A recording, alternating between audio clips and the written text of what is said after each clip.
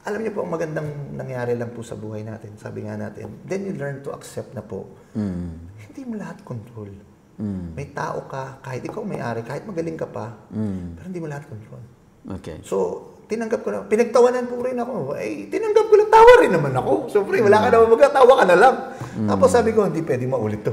No, kasi may mali may mali. Ano exactly yung mali? Gusto mo bang matuto ng agribusiness, crops, livestock and poultry, aquaculture, at ma-inspire sa mga success stories? Agribusiness, how it works! As a YouTube channel, Agribusiness features entrepreneurs, farmers, organizations, OFWs, investors. However, beyond our usual content and official endorsements, Agribusiness does not engage in other business dealings with them. While our viewers and featured individuals and entities may choose to pursue business deals with each other on their own, we encourage them to be cautious in doing so.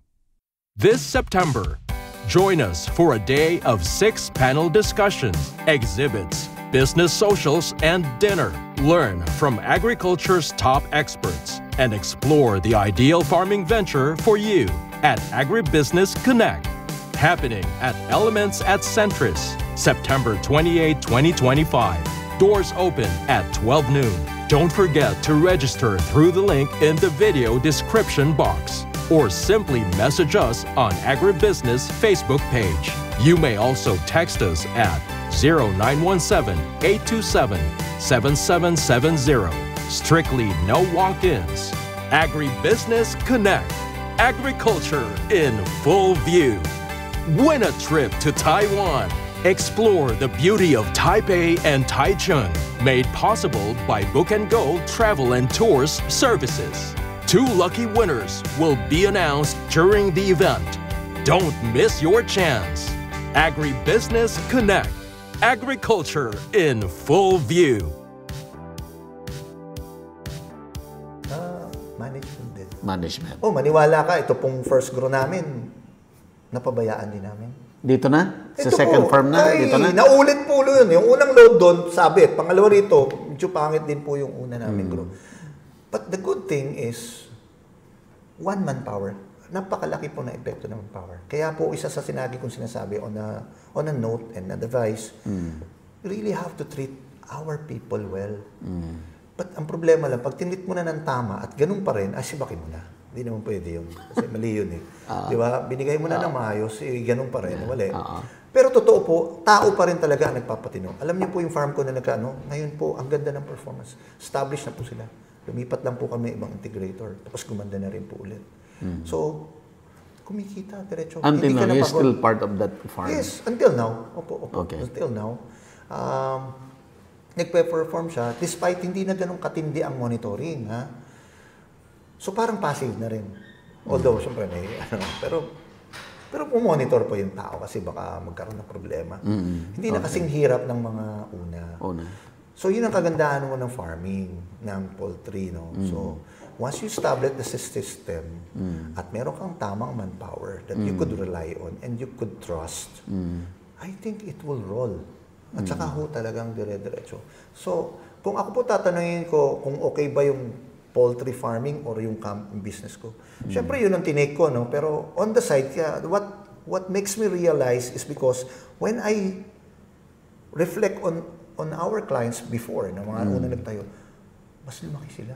And alam naman natin kung magkano ang pressure po ng isang bahay. So, when you multiply the number of buildings, ay, mas malaki siya kaysa sa akin. Pero gano'n.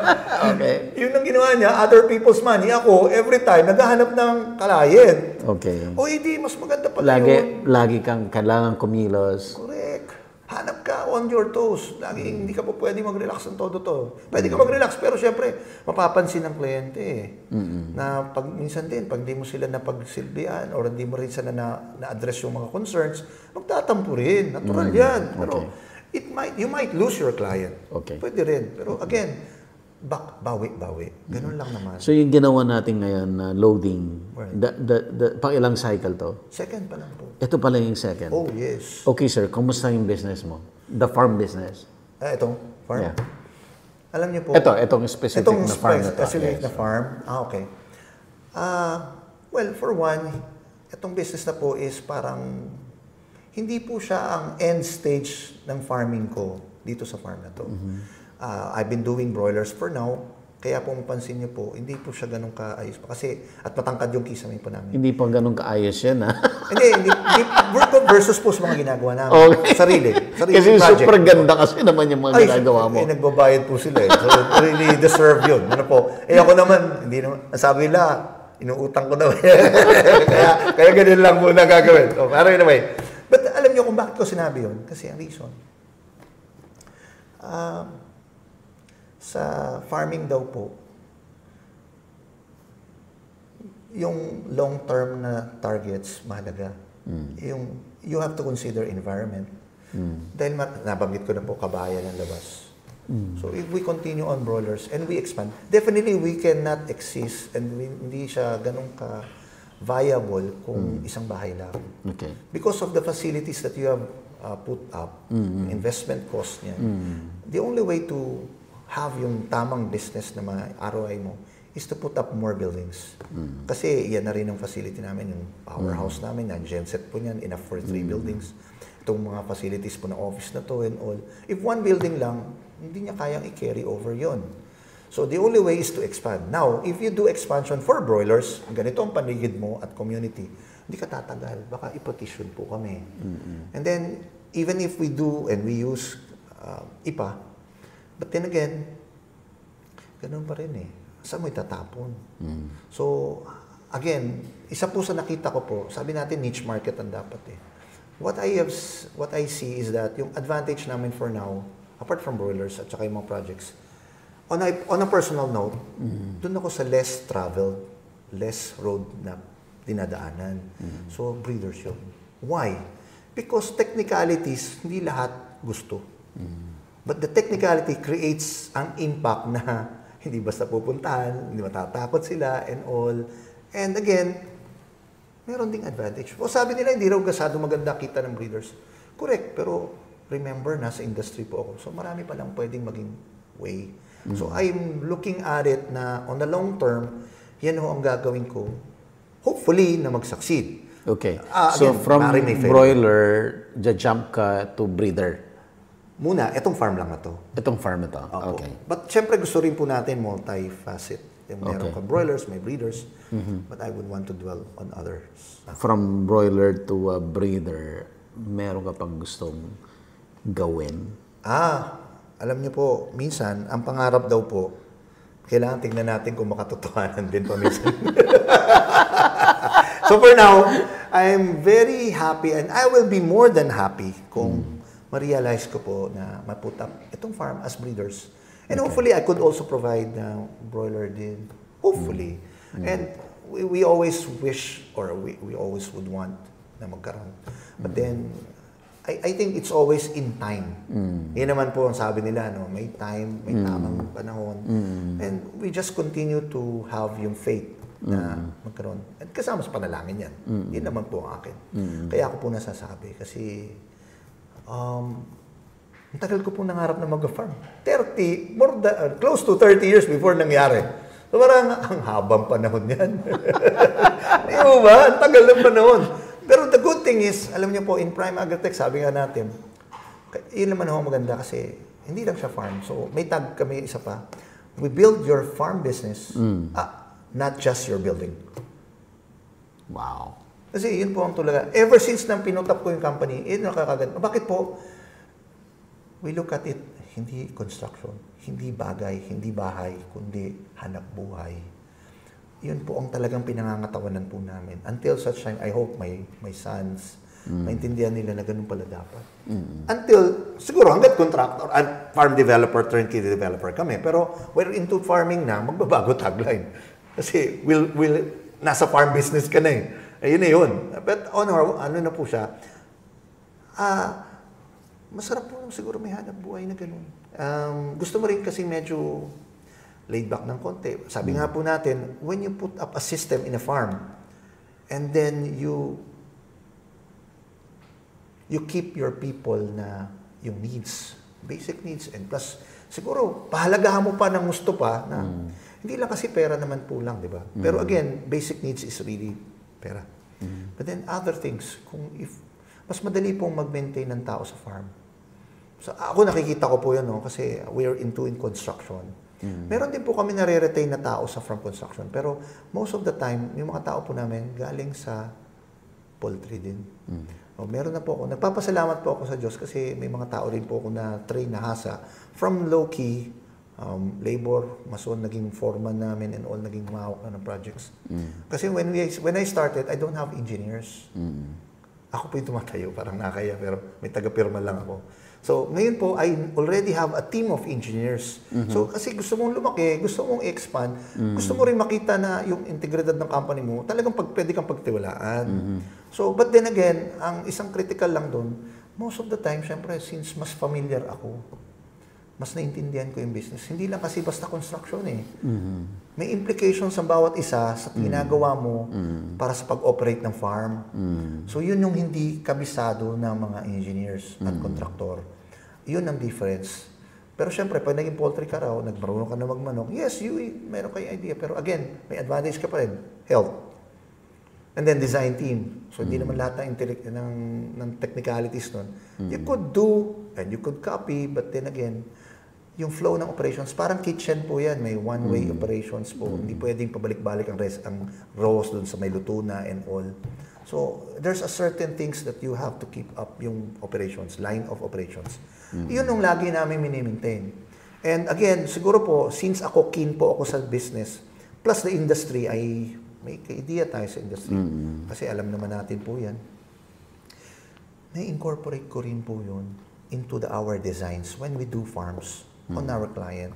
And alam nyo po, may mga challenge siya po eh. Meron pong ilan na pumipick up na po na nagpapagawa ng, nakakatuwa po, tinatanong nila kung kaya mo magtayo ng integrations. Sabi ko, may pitch ako niyan, micro-integration. Sabi niya, kaya mo ba So yan? gusto mo rin maging integrator? Hindi naman, hindi ko naman masabi. Pero it's a really long way to go. I don't have yung ganong resources, manpower, resources and all, but masyadong tight sobra at sobrang laki ng pangarap na yan para gampanan. Pero ang mahalaga lang siguro po, kung kontento ka na ba kapag inabot mo yung breeder and broiler. And then, other than that, gusto mo ba ma-expand pala o magbago ka ng facets ng operations? That I cannot tell now.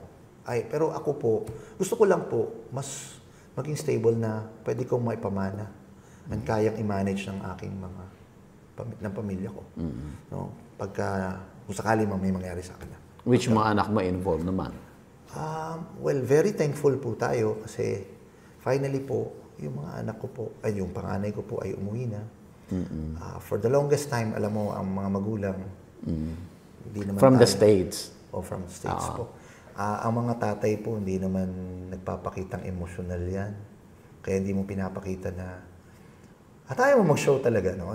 Yan ang parang lalaki daw eh. Ayaw mo sumunod. Pero totoo, matutuwa ka pag nakita mo ang anak mo at kasama mo ulit. Kasi yun naman talaga eh. Sa akin po, napakahalaga. Pamilya talaga eh. Anak ko, yan ang mga treasures eh. You know, nung nahiwalay po ako, yan ang aking pinaglaban din eh. Talaga pong pinilit ko po na buhayin sila kahit ako nanay, tatay ako nun. Kaya pag Mother's Day, binabati din ako. Happy Mother's Day! Yes, Mother's Day! Mother's Day. Dalawang bili ang ko sa isang taon. Noong panahon po ngayon, until such time, I met my wife now. Talagang tumulong. Na-negosyante rin? Naging negosyante rin. Alam niyo po, na-influence po pala. And what you think is, ang maganda lang po pala sa business din, maganda rin po na mag-asawa po yung magkasama. In fact, yung first ko naman po, kasama ko rin sa business sa catering at that time. Ngayon po, laking bagay po, nagpapasalamat ako kasi yung wife ko po ngayon, natuto rin siya at sinamahan niya po ako sa Prime Agritech. Totoo po, Prime Agritech po ang sinamahan niya ako. Nakilala ko na po siya ever since, but then again, kinukwento ko sa kanya, sabi niya lang, on the side, sinasabi niya, uy, siguro magiging contractor ka. Sana maging contractor ka. Yun yung mga wish niyo ba? Sabi ko gano'n, how I wish. And it happened. Naging kasama ko siya. Tapos pareho na kami magkasama. Ito na po yung business namin. So, pinagtulungan namin. Ito pong Prime Agritech, katuwang ko po talaga itong asawa ko ngayon. Sa Prime Agritech. So, natulungan niya po ako, supportahan din. Pero syempre, alam niyo po, ang mag-asawa pag ang business, pag hindi pa latag talaga po at gusto, ang daming away. Grabe. Sobra. Gusto mo na sukuan. Totoo. Pwede. Nakapaghamunan ka na rin ng hiwalayan. Grabe. Sobrang personal. Lalo na pag business. Pagka daw galit, nung panahon na early phase, no, medyo nagmamature kasi tayo eh. So early phase po, alam ng mga tao ko kung nag-away kami. Kasi sabi niya, kausapin mo yung boss mo. Sabi ko, tawagan mo ma'am mo. Parang, ha? Ano nangyari? War na naman kayo. Ganun na po yun. Katawa, alam na ng mga tao yan na talagang grabe. Pag nag-aaway kami personal, ang maganda lang po, professional naman. Kasi I think, naging common knowledge na, yes, pwede tayo mag-aaway, personalan and all, pero if there's a need para sa business, hindi mo pwedeng iwanan. Naging common yan, knowledge. Napakaganda kasi na-build up po yung ganong klaseng notion, which I really admire yung wife ko kasi naka-adapt din siya. Very strong personality pero nag-adjust. Doc George, sa haba ng experience mo, no? Can you consider yourself successful? Alam niyo po, pag nag-reflect ka pala sa buhay mo at nakita mo yung buhay mo noon, hindi lang naman talaga pera lang ang mahalaga. One is liberty of time, kahit paano. You have time with your family, and yung needs ng family. Alam niyo po, nung una po ako nagkaroon ng hanap buhay, ang failure po ng family ko before, nag-concentrate yung wag kagastos ng iba, pero walang pinut up. Nagkandawala po yung mga ano. So yung experience po pala, yun ang una kong ginawa. Kasi hindi pa naman nauso dati po yung mga biyahe-biyahe. Di ba? Yung travel ng outside of the Philippines. Di uso yan. Ako po nakapagbiyahe, 40 na eh. Wala kayo. Bumawi po ako, sinagad ko. Nung nagkaroon ako ng company, dahil European ang company ko, ng principal namin ng supplier, ay, unang labas ko pa lang po, order po ko 10 equipment eh. Grabe, sabi ko, galing. Punta ako, Netherlands po kasi yun yung aming equipment. VDL Agrotech. So, the good thing, naghahanap po sila ng distributor. And then yung ahente po, bagong salta rin ng company nila. So, pareho kami bago. Pero salpukan kami. Away kami lagi ng supplier na yan. Sabi yung gano'n, yung ahente nila. Hanggang pinataalis ko kasi naiinis po ako eh. Kasi sabi ko, grabe naman. Hindi sila marunong ng salesmanship ba? Hindi katulad ng Asian. So, hirap itong mag-adjust. So now, kapag tinanong niyo po ako, successful? Pag nag-reflect ka, kasi minsan, at least na-experience mo, parang gano'n, di ba? Travel. Ngayon po, nagta-travel ang mga tao. Way back, decades ago, yes, sagad kami ng travel. Alam mo po, hindi ko mabilang ang balik ko ng Europe. At ang sagot nga nila, ang Europe pa naman ang pinakamahirap puntahan. Pero may US visa kasi ako, so walang issue. So, and anytime, pwede ako pumunta. Kaya lang, I always make it up na, sabi ko, pag pupunta tayo, dapat hindi lang pleasure, may business. Kasi sayang, di ba? Sulitin ko. Every time yun ang lagi, pag tinakita ng anak ko, ay ayayin ko sila, sabi niya, ha? Naglalakwatsa sila, mag-resort, mag-bakasyon. Tapos ako, on the side, pupunta sa saglit, o balik ako kay lunch. Punta muna akong project. Kalapit lang eh, doon lang. Tagaytay, doon po yung project ko. Takbo ko sa kanila, balik ulit. Yun pala yung masarap na part. And two, alam niyo po, ang success po na unang-una ko po na gusto kong sabihin ay lahat naman po tayo gusto natin maramdaman ng magulang natin maging proud. Yun po ang isang success sa akin. First. Kasi I think I have made my father proud before siya nawala. Doon the last year niya po niya yun. So, nagkataon lang na taon na yun, graduate po yung anak ko, yung tatlo. Sabi ko nga, ang galing ko palang tumiming, no? Galing ko ng family planning.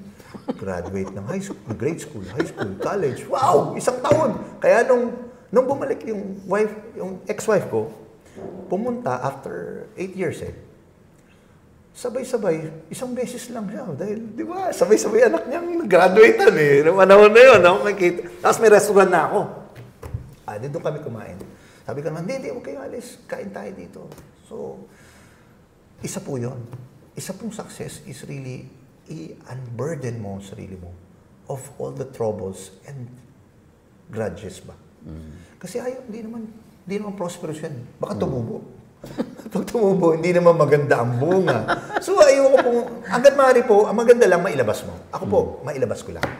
Pag hindi mo nailabas, tutubo. So ako po, yung tinatanong ako kung naggalit pa ba ako sa asawa ko, sabi ko, hindi ko nga sinabi ang anak ko na magalit sa nanay nila eh. Hindi ko ginawa yun. And then sabi po nung iba, mabuti raw di ako naghihigante. Sabi ko, ang sabi ko lang po simple, sa dami ng blessings na tinanggap ko, at pinayos ng Panginoon ang buhay ko, hindi, sino ba mag-iisip po makapag-ayos pa ako ng buhay bilang mag-asawa? Nakapag-asawa pa ako na maayos eh. Yung iba, di ba, hindi nakakasal? Naanal po ako. Masakit lang. Muna magastos. Magastos. Pareho kami anal. Okay. So, nakapag-asawa kami. At sabi pa nga nila, hindi maganda yan. Nagsasama kayo na hindi, masama yung pinagsama ng Diyos, pinagwalay. Ako kasal po ko sa pare. Yung wife ko, kasal sa civil. Ay, pero syempre, hindi na ako pwede. Kaya civil na lang po kami. Pero just same, union pa rin po yan. Ang sagot ko lang, kung masama yun, kahit paano, ba't pinibigyan kami ng blessing? Pero natuto po ako, mula nang nahiwalay ako, natuto po akong magdasal, bumalik. So, yun. Malaking bagay. Ang success po is really not just on money. But yes, blessed po ako. Yun po pwede ko sabihin. Okay, sabi mo, ang success ay hindi lang pera. Tama po. O sinasabi lang yan ng mga taong nagkapera na? Hindi po, nangangailangan din ako ng pera. Dumating, hanggang ngayon may kailangan tayo. Nangungutang pa rin ako, sumasabit pa rin po ako. Pero what you learn is that you learn to accept na bibigyan ka ng paraan ng Panginoon. No? Sabi ko, hindi po ako religyoso, pero nasasabi ko kasi, sobrang blessing. Pag pinag-uusapan po yung tungkol sa buhay namin, hindi ko pwedeng sabihin na hindi ako blessed. Blessed po ako. And then again, ito po ang sagot. Marami po akong pinagdaanan din ng problema at nakipit. Sabi ko, nag-suicidal po ako eh. May prime agritech na po ako, nagplano ako magpakamatay. Nakwento ko po kanina yan, suicidal depression. But hindi ko pinag-adya kasi ang galing ng Diyos. Inalaw niya na, pag nagpaplano na, decided na ako, sabi niya, sandali, hindi ka pwede magpakamatay. Bakit? Yung sasakyan mo, walang rehistro. Hindi mo makiklaim ang insurance. Hindi ako makaklaim.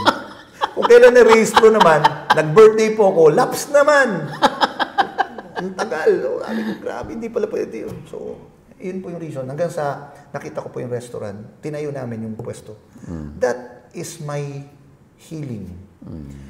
I think ginawa ng Panginoon na maging ano yun. Alam niyo po, marami pa ako style. Pinaalis ko yung tarpaulin para wala na yung nakalagay na for lease.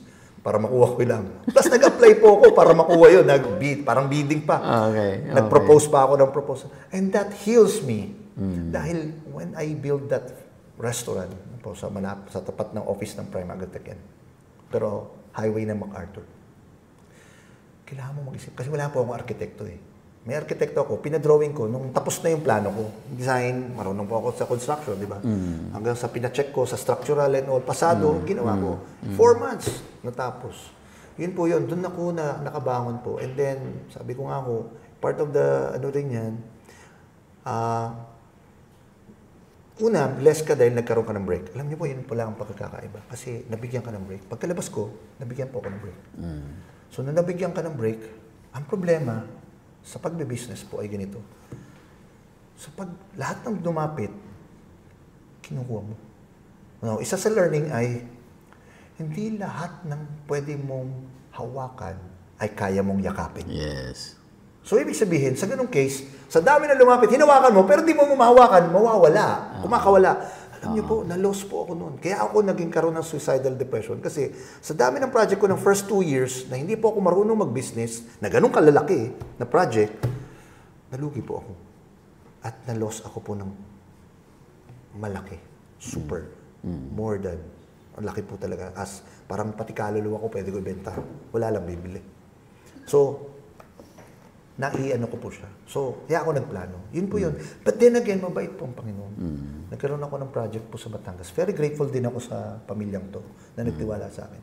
Sila po ang halos nag-survive sa amin. Plus yung project ko po sa isa kay doktora, ano po, na nagbigay sa akin ng break. Nagkaroon ng expansion yan eh. So, yan na po yun.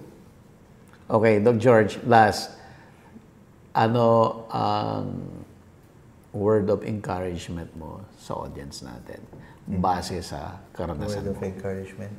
Parang naubusan na yata ako. Okay. Paano ba magsabi ng encouragement? No? Or... Tungkol sa business. Business. Yeah, Right. the business. Okay. Or yung buhay mo. Buhay mo... Buhay, yes.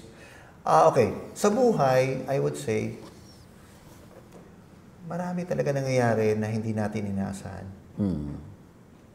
Mabigat, pagdadaanan mo. Kasi ako po, pinagdaanan. Hindi naman po lahat ng tao napahiwalay eh. O kakaiba. Pero again, from there, you took inspiration and hold on sa taas. Yun po siguro. Alam niyo po, hindi ko ito makalimutan. Kaya ako po hold on kasi po, nung panahon po na nahiwalay ako niyan, pupunta pa ako sa simbahan. Madaling araw, pupunta po ako doon. Magdarasal ka ng taimtim. Tapos, Eucharist po kasi ang normal na bukas eh. Tapos sa gilid, no? Sa pagdadasal ko po pala, nagsasalita na ako na malakas. At umiiyak na ako. Alam mo, dahil sa sakit ng loob mo, dahil walay ka eh. Hindi mo alam ang gagawin mo. Umiiyak ako. May matandang babae doon. Paglabas ko, hinabol ako. Tiyakap niya ako. At ang sabi niya, anak, ipagdarasal din kita. Ay, grabe, sobrang touch po ako. Sabi ko nga, maraming gagawin ng Panginoon para tulungan ka. So ako doon ko po nakita na kailangan ka lang manali. Plus, ano pong sabi nila? Yung mga tao sa Israelites, di po ba naglakad from Egypt going to along the way, naghahanap sila ng pagkain. Nanalangin sila, may bumagsak po. Di po ba? Yung mga puti-puti. Alam niyo po ba yun? Yung puti-puti na bumagsak sa langit na binagsak doon. Tapos niluluto nila. Ang tawag po doon, mana. Yung mana po ang naging serve ng pagkain nila para along the way hindi sila magutom. Ang apelido ko po ay Manahan. So, ibig sabihin, hindi po ako magugutom pala. Naniniwala po ako doon. Manahan ang apelido ko eh. So, hindi po ako magugutom. May mana po laging babagsak para meron akong kakainin ng pamilya ko. Hindi yung words of encouragement yun. Pero, I would say, ang totoo po, sa buhay, kailangan lang po talaga may panghawakan. Naging, po ako, to the point na gusto ko magpakamatay. Totoo po yan. Talagang suicidal plus psychiatric. Paniwala po ba kayo? Psychiatric? Ano ibig sabihin nun? Pinatignan po ako sa psychiatrist at sabi nila, dadaling ka psychiatric detention. Parang, hindi naman detention. Bahay. Nung pinuntahan namin, sabi ko sa asawa ko, huwag mo akong dadalhin dyan. Matutuluyan ako. Sabi niya, bakit? Puro barbed wire eh. Hanggang sa taas eh. Sabi ko gano'n, hindi ako makakalabas. Malamang di mo rin ako mapupuntahan. Mamamatay ako dyan. Baka doon ako matuluyan. Sabi ko ganyan. Kasi yun ang treatment na gustong gawin sa akin. Mabuti naman na-meet akong iba. And then from then, yun nga, sabi ko, restaurant po. So ibig sabihin pala, ang daming pagdadaanan, pero huwag ka lang bibitaw. And two, despite po ako depressed and all, ang wife ko po, maganda rin. Nabigyan tayo ng maayos na buhay. Ng magandang partner din. Sinasamahan niya po ako. Treatment and all the way. Plus, simbahan and all. So, naging habit po. Nung college lang po ako dati nagsisisimba. Nung nag-asawa ako nung una, hindi na po ako nakapagsimba pala noon. Doon ko lang na-realize, wala pala akong pinangahawakan. Opo, totoo po yan. Nakabalik po ako. Kaya ako na-realize ko na ang realization would be really to hold on. Wala akong ibang pwedeng sabihin, hold on. Pagdadaanan mo yan. And kasama sa pagdadaanan mo kasi binubuo yan para tumibay ka. Financially, bumagsak. Emotionally, bumagsak. Pero dapat spiritually, palakasin. And then from there on, yung rebound. Hindi pa rin po ako ganong masabing successful. Kasi may problema pa rin. Kaya nga po ako gumagawa pa rin ng paraan. Until, nasa process pa rin po ako na gusto ko maging stable. I would say may threat po na hindi ako maging stable. Kasi alam ko na without clients, hindi rin kaya naman mga anak ko na makapagpanatili ng kliyente. Dahil may ibang requirement eh. Solution provider, may kaalaman ka technical skills, yun po yun. But then, on the side naman po ng business, totoo pong may downfall. And kahit po na medyo nag-stable ka, may konting downfall pa rin. So, ibig sabihin, every time, learnings, experience, and when you realize it, it becomes wisdom. So, yun ang pwede kong sabihin. Kasi yung wisdom na yan ang magpapalago sa atin. Plus, again, sasamahan mo siyempre ng pananalalig. So, when you do business, we do it, hindi kailangan jackpot. Pero dire-diretso. Kasi pag jackpot, malamang may konting katarantaduan yun. So, ayaw natin. Baka, at saka isa pa, when in dealing with people and clients, the best thing that you could do is really to tell the truth. Yeah.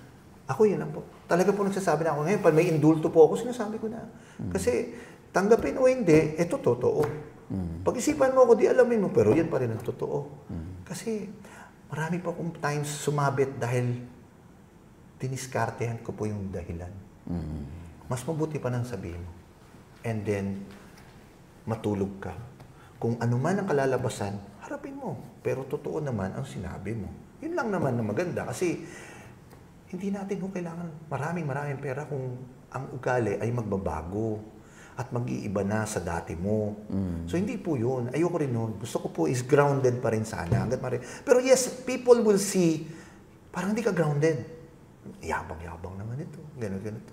Pero kasi po, hindi naman natin lahat masasabi na ma-okay sa ibang tao eh. Pero you know, and doon sa mga close sa'yo, at naiintindihan ka, totoong okay naman. Yes, may makikita sila kasi minsan, ang hirap sabihin, alin yung confident ka lang or mayabang ka na. And two, meron talagang pag hinahamak ka naman, huwag mo naman sabihin, humble ka pa rin. Pwede ka naman maging humble, pero hindi papayag ka na parating lagi kang minamaliit.